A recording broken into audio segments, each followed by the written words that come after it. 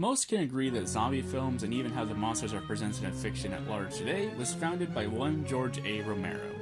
It's hard to imagine what zombie films were even like before the iconic films of Romero defined the genre, but it cannot be understated just how impactful Romero was not only on zombie films, but on horror films in general. Through these influences, Romero helped define modern Hollywood as it is today. This was done not with one, but two revolutionary zombie flicks, with Night of the Living Dead and its sequel, Dawn of the Dead. In this video, I will be discussing how Romero impacted cinema by proving the legitimacy of the indie film and implementing controversial decisions and techniques, proving that classical Hollywood sensibilities and deep, thoughtful storytelling were not mutually exclusive. Independent filmmaking was on the rise ever since the 1950s, with alien invasion B-movies almost becoming a genre all in itself. What could be seen as liberation for filmmakers with new opportunities to follow their own visions, and to forego the tight production restrictions and codes they'd have to comply with at larger studios, quickly had become exploitative, lowbrow fare that had garnered a cheap and artistically bankrupt reputation. By the late 60s, these types of films had lost almost all cultural respect and seemed to be forever trapped as a bottom-level form of cinematic entertainment.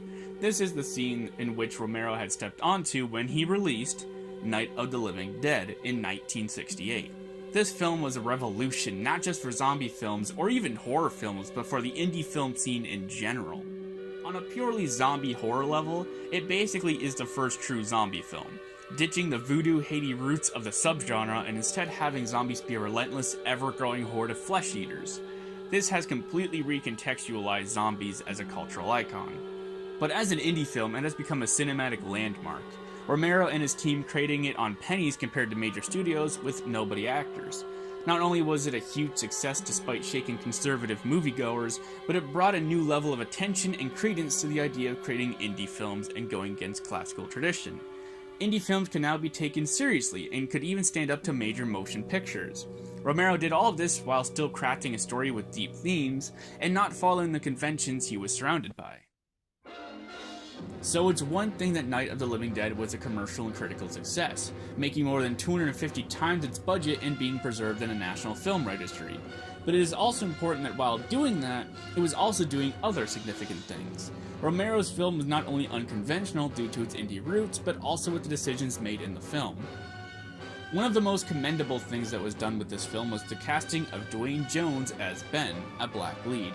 This was quite a significant casting choice due to how uncommon it was. Racial prejudice was still a major issue in the States, and this was presented in classical cinema quite prominently. It would not be easy to find many examples of racially diverse casts from this time. So for Romero's big hit to feature a black lead in a film gathering so much attention was rather unique. He has gone on stating that the role wasn't specifically written for a particular race, and he just thought that Dwayne Jones fit the role. Despite how casual the decision seemed, it shows a progressive attitude and a distinct advantage to indie filmmaking. This is a decision that would be very hard to pass on through a major studio. Indie films offer liberation from tradition and the conventional. Romero's films prove that this doesn't always simply lead to the grindhouse theater, but can also show bold production choices. This manifests in other ways in Romero's films, such as the unconventional, unhappy ending of Night of the Living Dead, daring to leave the audience with feelings aside from uplifting joy, a risk Hollywood was not keen to make.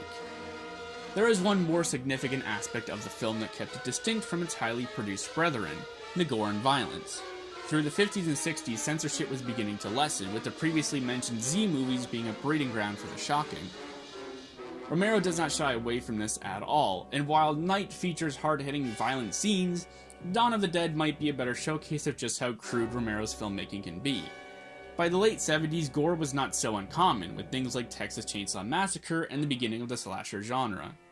Even major productions like The Exorcist and Alien were implementing these sorts of elements that could even trump Romero's efforts 10 years prior.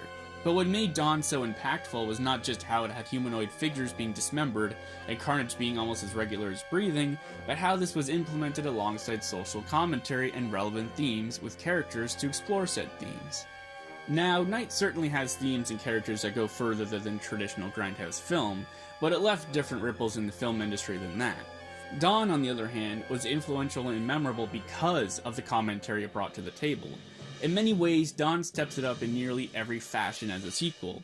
More zombies and bigger threats, more gore, bigger locations, bigger scenes, stakes, deeper characters, and seems to have an overall higher ambition. Dawn has often been seen as a commentary on consumerism culture, and how zombies represent a mindless horde that only exists to consume and to follow trends. This was extremely prevalent at the time, with enclosed malls beginning to open in the mid-50s, and causing branding to become more important than ever. It still stands true today, but many films have since done more contemporary observations, and yet Romero's work still stands out amongst them all. Is it merely because of its legacy and engaging material? That helps for sure, but it has a lot to do with the presentation, its horror aspects and gruesome showcases. It stains one's mind and resonates powerfully due to how brutish the presentation can be. These efforts are unique and stand separate from other films around it. Alien may have the gore and the deep themes, but higher production, while Texas Chainsaw Massacre lacks deep themes in return for more shocking aspects. Dawn wears its roots on its sleeves, and is still presented in a way that reminds you of its independent status, and proves that these films can still contain the same level of artistic integrity as the greats. Romero's films go further than solid zombie flicks, and represent a revolution in new forms of filmmaking. His films stand as examples of going against what studios deem acceptable and profitable, and shows an audience ready and willing to watch more gruesome and bleak films that go against the conventions of classical Hollywood. George Romero was a beacon of hope for indie filmmakers, which gave way for new perspectives and provocative ideas. Night of the Living Dead is a milestone in cinema history, and its sequel expands on those ideas. These films show that not only do big studios not always know what makes compelling cinema, but also that old, dead-end ideas can be revitalized into hugely successful genres all on its own. As I look back, I'm happy I made the choices that I made. I think I'm still considered by Hollywood mainstream as being a maverick. What's that guy going to do if we give him money?